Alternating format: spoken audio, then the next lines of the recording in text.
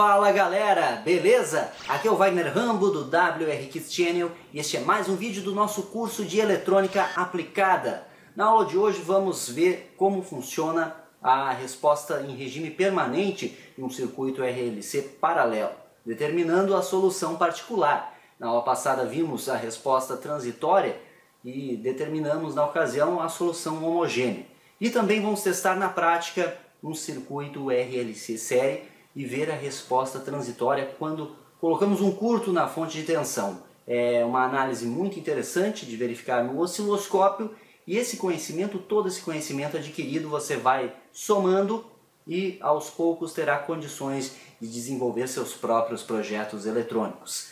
Cada vez mais conhecimento para você e o curso vai ficar cada vez mais interessante. O vídeo de hoje encerra essa parte de circuitos elétricos, onde abordamos circuitos resistivos e os circuitos RLC em geral, que é especificamente da disciplina de Circuitos Elétricos 1. Na próxima aula vamos começar a ver a eletrônica básica, trazendo outros componentes, alguns semicondutores, para você ficar bem inteirado da eletrônica. Óbvio que vamos voltar ainda com circuitos elétricos, há muito conteúdo a ser explorado nesse tema, mas vamos passar com conceitos mais básicos que você precisa anteriormente. Certo? Vamos conferir a videoaula de hoje. Pegue o seu caderno, anote tudo e estude conosco. Segura aí!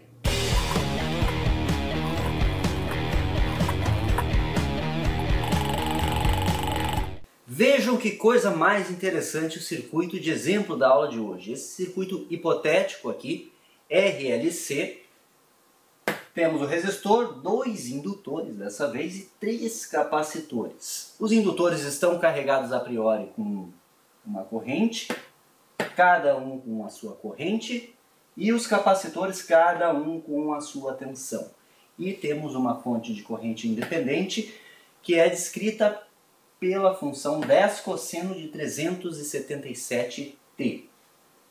E cada componente tem o seu valor dado aqui embaixo. O R, que é o nosso resistor, tem 10 ohms, o indutor L1 é 3 Henry, o L2 é 1 Henry e tem uma carga, o L1 tem uma carga de 2 amperes, o L2 tem uma carga de 4 amperes, C1 tem 3 farad, C2 1,5 farad, C3 2 farad, que tem, o C1 tem uma carga de 17,45 volts, C2 uma carga de 15 volts e C3 uma carga de 30 volts. Queremos descobrir a solução geral para VT. A solução geral é aquela que tem a resposta transitória somada à resposta em regime permanente. A resposta transitória já demonstramos para você detalhadamente na aula passada, que é a solução homogênea da nossa equação.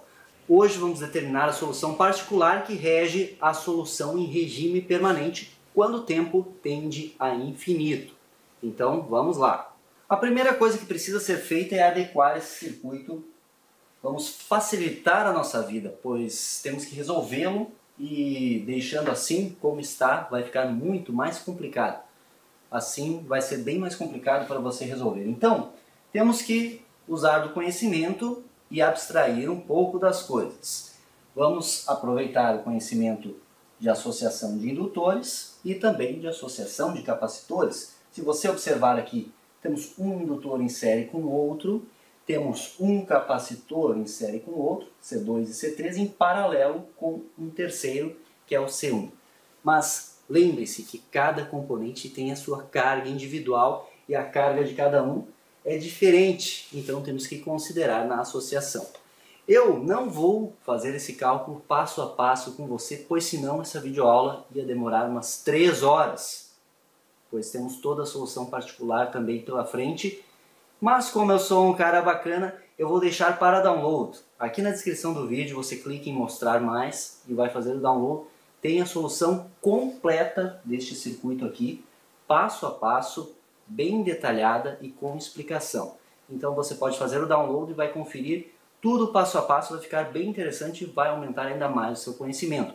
Hoje eu vou abordar os principais pontos e focar na solução particular, que é o propósito da aula de hoje. Fazendo toda a resolução do circuito e considerando as cargas individuais dos componentes, você vai encontrar o seguinte resultado. a fonte I de T, fonte de corrente independente, e aí temos aqui o nosso resistor,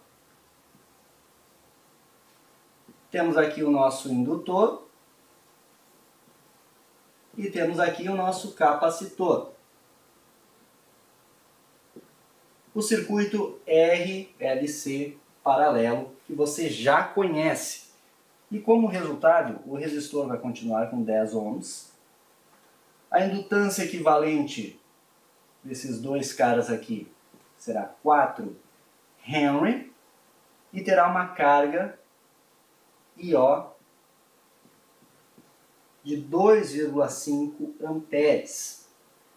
E a capacitância equivalente será de 3,86 farad e com uma carga de 10,2 volts. Esse aqui é o circuito equivalente desse aqui, muito mais simples de analisarmos. Veja que já caímos no caso da última aula, que é o circuito RLC, apenas um componente para analisarmos. E aí cada um com uma única carga individual. Vamos determinar a solução particular daquele circuito. Mesmo que eu deixe os arquivos para download, sugiro que você escreva o que eu estou escrevendo no quadro, que facilita a memorização do conteúdo, sempre que você escrever. Então, a forma melhor para você aprender é escrevendo à mão as coisas, de fato escrevendo à mão. Beleza? Então, a solução particular é representada por y de t, e é quando o tempo tende ao infinito. Então, é o regime permanente.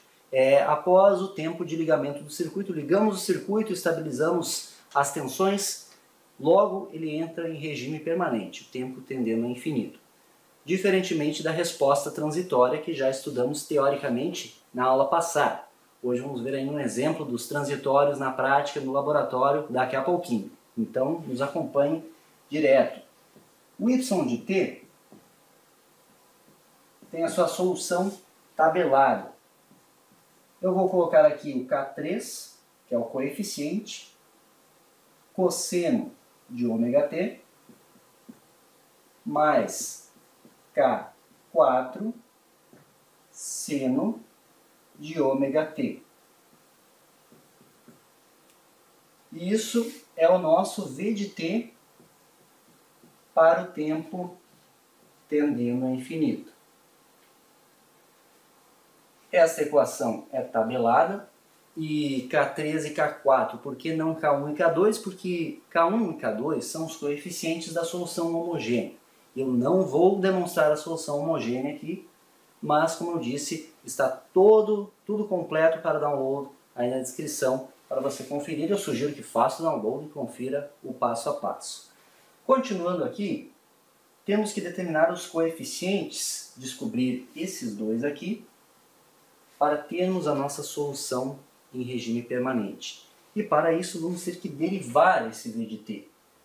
Esse é o V de t, então derivando fica V' de t, que também podemos colocar que é a derivada da tensão em função do tempo.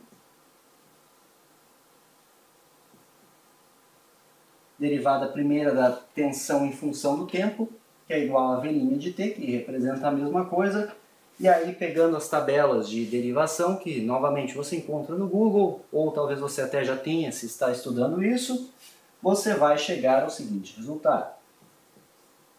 Menos K3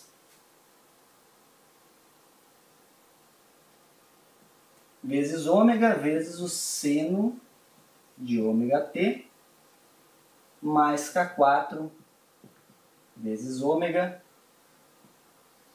cosseno de ômega t. E também vamos precisar fazer a derivada segunda. A derivada segunda é muito simples, você tem que pegar a derivada primeira e derivar outra vez. Então, com isso, temos a derivada segunda da tensão em função do tempo, representada desta forma, ou desta forma mais simples, que é V duas linhas de t. Fazendo isso com as tabelas, você vai encontrar o seguinte resultado. Menos K3 ômega ao quadrado vezes o cosseno de ômega t, menos K4 vezes ômega ao quadrado vezes o seno de ômega t. A nossa expressão, v de t, derivada primeira e derivada segunda. Depois vamos colocar na equação de nó. A equação de nó obtém-se por onde? Pela lei de Kirchhoff das correntes. Somatória das correntes que entram em um nó é igual à somatória das correntes que saem. Temos o seguinte sistema. Temos aqui a nossa fonte de corrente independente e o nosso R, L, C. Temos aqui 3 ramos. Então temos aqui uma corrente e a nossa I de T, que tem a função conhecida, a corrente no resistor, corrente no indutor e corrente no capacitor. Show, né? Então essas 3 correntes aqui, essa aqui, essa aqui e essa aqui, somadas, tem que ser igual à nossa I de T, que é a fonte de corrente independente. E aí é a lei de Kirchhoff das correntes, ou a segunda lei de Kirchhoff, se você preferir. No caso, vamos somar tudo, e aí temos que fazer aquele sistema de derivar tudo, derivar ambos os lados e dividir por C. Fazendo isso, e está destacado no material de apoio para download, você vai obter a seguinte equação. A derivada segunda, que são todos aqueles termos, é tudo isso aqui, somada com 1 sobre RC, vezes a derivada primeira, que é isso aqui, somada com 1 sobre LC, vezes V de T, que é isso aqui. Vai ser igual, e aí a nossa função de I de T, que foi fornecida no começo do desenvolvimento, mas lembre-se que derivamos e dividimos por C. Derivando e dividindo por C, resulta em menos 10 ômega sobre C, seno de ômega t. Então, temos aqui a equação de nó do nosso circuito. A equação de nó do nosso circuito. Você vai fazer todas as atribuições, associações e substituições. Depois, você vai substituir os valores. Substituindo os valores, você vai encontrar um sistema de equações para determinar os coeficientes da solução particular. O sistema de equações vai ficar em menos 142.129 K3 mais 9,77 K4 é igual a 0. E a segunda equação, com as mesmas incógnitas, menos 9,77 K3 menos 142.129 K4 é igual a menos 976,68. Esse sistema de equações aqui é um problema da matemática que você resolve. Pode jogar no MATLAB, pode jogar na HP ou pode resolver à mão, que também fica interessante. Vai encontrar K3 e K4. Quais os valores? K3, o coeficiente K3 é 4,72 vezes 10 na menos 7. Como estamos pensando a nível de engenharia, esse valor aqui é muito baixo. Não concorda comigo? Então, para simplificar, para termos uma solução particular um pouco mais enxuta, vamos dizer que isso aqui é 0. K3 vai desaparecer. E aí, K4, você vai encontrar este valor, 6,87 vezes 10 na menos 3.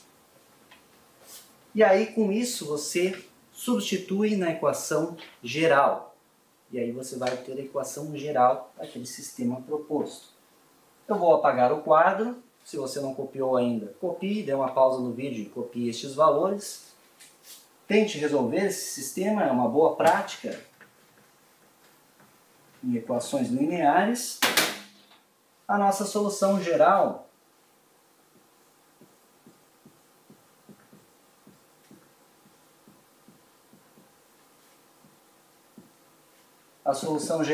y é o y de h, y de h mais o y de p. A solução geral é a soma dos transitórios com o regime permanente, que é a nossa solução homogênea e a nossa solução particular. Você vai encontrar essa expressão bem bonita para V de t, que é o que foi pedido para calcular. Número de Euler elevado a menos 0,013 de t, multiplicando 10,2 cosseno de 0,25t, menos 3,11 seno de 0,25t,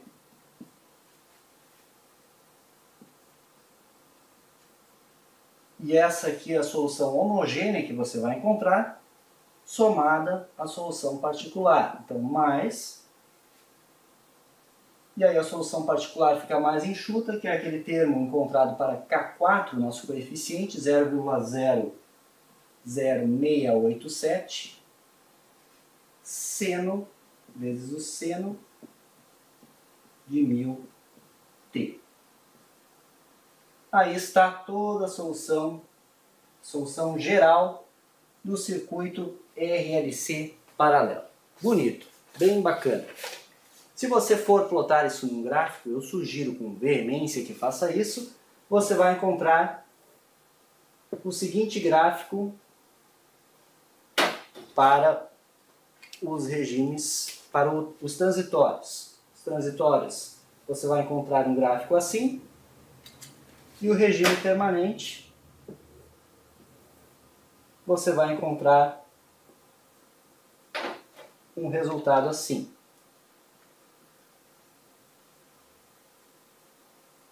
Mais ou menos assim. Veja que isso não está em escala. Se você for fazer um gráfico da solução geral, eu vou colocar aqui no cantinho, só para ilustrar, você não vai conseguir visualizar certinho aqui o regime permanente. Vai ser uma curva mais ou menos assim. E aqui nesse trechinho está o regime permanente, y de p, e vai se comportar assim até o infinito. Beleza, agora vamos para o projeto da aula de hoje, que é verificar a resposta transitória de um RLC série, que essa análise é bem importante para determinarmos diversos pontos a serem considerados em projetos futuros aqui neste curso. Então, vamos para a bancada, venha comigo e nos acompanhe sempre. Estamos aqui na bancada com o sistema pronto para o projeto de nossa videoaula de hoje de eletrônica aplicada. O osciloscópio está ligado e estamos com o canal 1, o circuito RLC. Esse circuito RLC é um RLC série. Vamos fazer o teste dos transitórios do circuito. Vamos verificar a tensão sobre o resistor no momento em que eu desligo o meu circuito e ele se transforma em um circuito RLC. Estamos inicialmente alimentando ele com uma fonte de tensão. Então eu vou representar aqui para vocês, desenhar em tempo real. 20 volts é a nossa fonte de tensão, que está alimentando o circuito, aquela clássica fonte de tensão independente, e aí temos os nossos componentes RLC em série. Estamos ligando da seguinte forma: o indutor, e esse indutor é um indutor toroidal que tem um valor de 1,5 mH. Aí está o indutor. E o indutor está em série com o capacitor. O capacitor é de 3,3 nanofarad, 63 volts, em série com o resistor. Então, para você ver até aqui, capacitor e o resistor é um resistor de 1 ohm. E eu estou utilizando 5 watts, mas você pode utilizar aí um resistor de 1 watt, que não tem problema. Aqui está o nosso ground. E esse é o diagrama esquemático do que temos montado na protoboard. Certo? O que vamos fazer? Estamos alimentando com 20 volts da fonte de bancada. Nesse instante estamos carregando os componentes L, C e R, que estão em série. Vamos pegar o osciloscópio, e o nosso osciloscópio já está ali, e ligar sobre o resistor. Então, o osciloscópio, canal 1,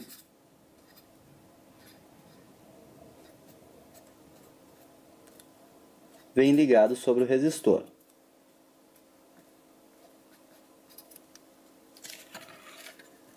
Exatamente este diagrama esquemático temos aqui na protoboard, beleza? Osciloscópio canal 1 sobre o resistor você pode utilizar um valor menor, estou utilizando 1 ohm por 5 watts, o indutor é 1,5 mH e o capacitor é 3,3 nanofarad, alimentados com 20 volts, e aí vamos curto-circuitar a fonte. Vamos fechar um curto na fonte por um instante de tempo. Fechando um curto, vai restar o circuito RLC. Concorda comigo? O que vai acontecer sobre o resistor? O resistor vai dissipar a tensão e, ao mesmo tempo, veremos a curva clássica de um circuito hipoamortecido ou subamortecido, como você queira chamar. Os dois jeitos estão corretos. Vamos ver aquela clássica curva de descarga. Inicialmente, vai existir a oscilação proveniente do indutor e do capacitor, mas ele vai tentar oscilar e vai parar, pois teremos a descarga do sistema.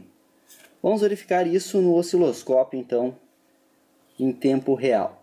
Estamos com tudo ligado já. Canal 1 está sobre o resistor.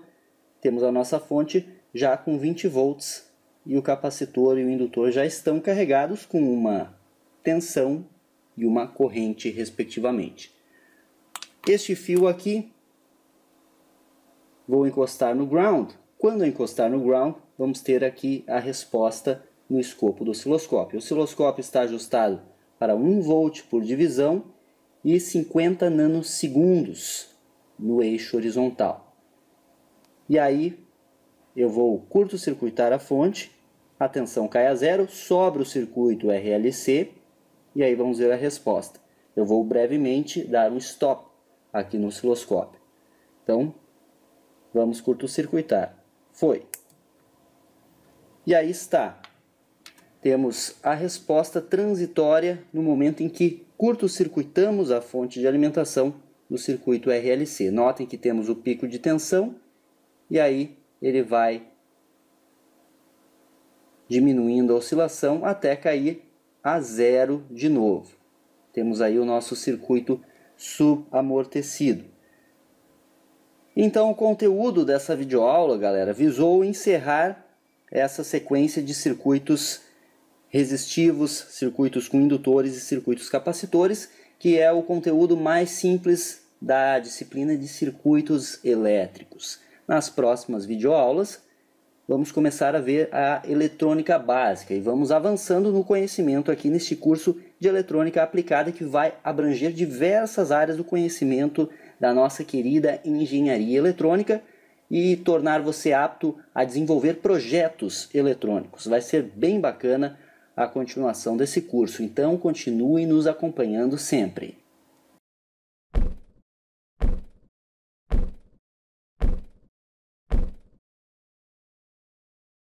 Essa foi mais uma videoaula de eletrônica aplicada. Clique em gostei, favorite o vídeo, compartilhe com seus amigos. Se é novo aqui no canal, se inscreva. Clique no botão inscrever-se aqui embaixo para você acompanhar todos os nossos vídeos. Aqui tem vídeos diários, muitos cursos, muito conhecimento, projetos de engenharia eletrônica para você. Afinal, isso é engenharia, o uso intencional da ciência. Também nos siga em todas as redes sociais, como sempre, publicamos diretamente por lá. Muito obrigado pela audiência e deixe sempre aquele comentário, aquele feedback é muito importante para nós. Por hoje é isso, vou ficando por aqui. Aquele abraço e até a próxima!